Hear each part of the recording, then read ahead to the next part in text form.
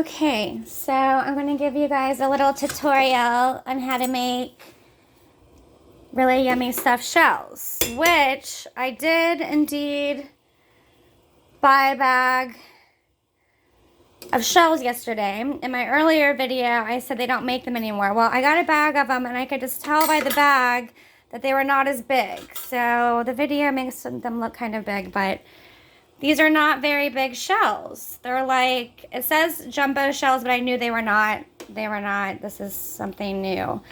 However, still good enough. They'll get bigger as they cook.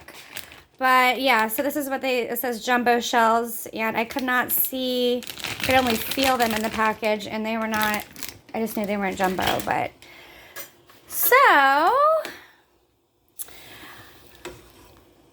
I gave my mom this recipe a long time ago. I mean, it's extremely easy. It's extremely easy. I've given it to my old neighbor who she lived in Texas. She used to make it.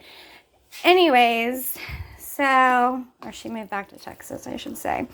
So this is your filling. Ricotta cheese,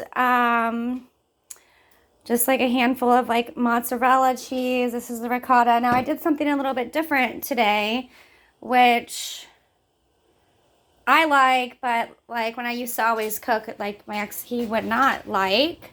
He would be like, ew, probably. But I put cottage cheese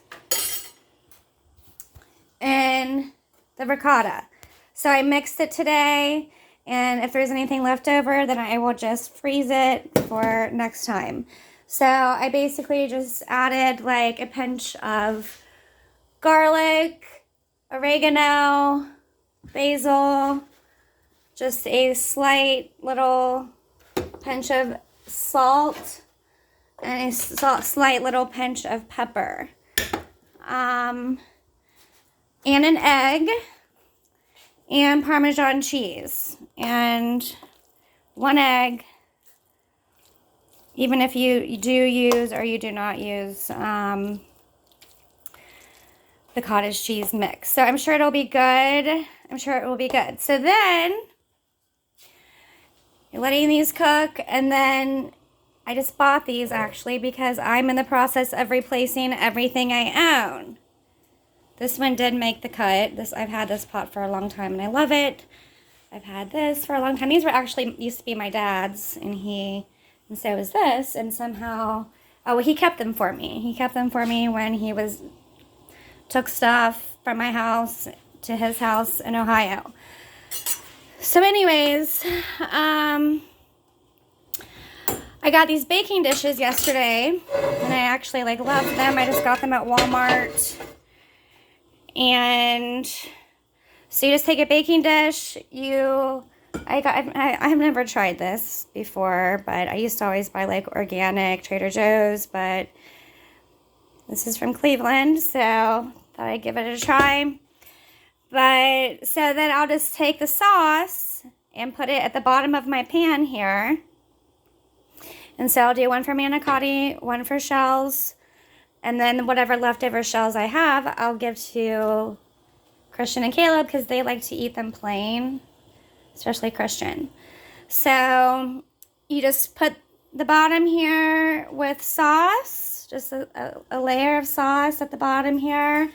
And then once your pasta has cooked, you just simply stuff it with your ricotta cheese mix.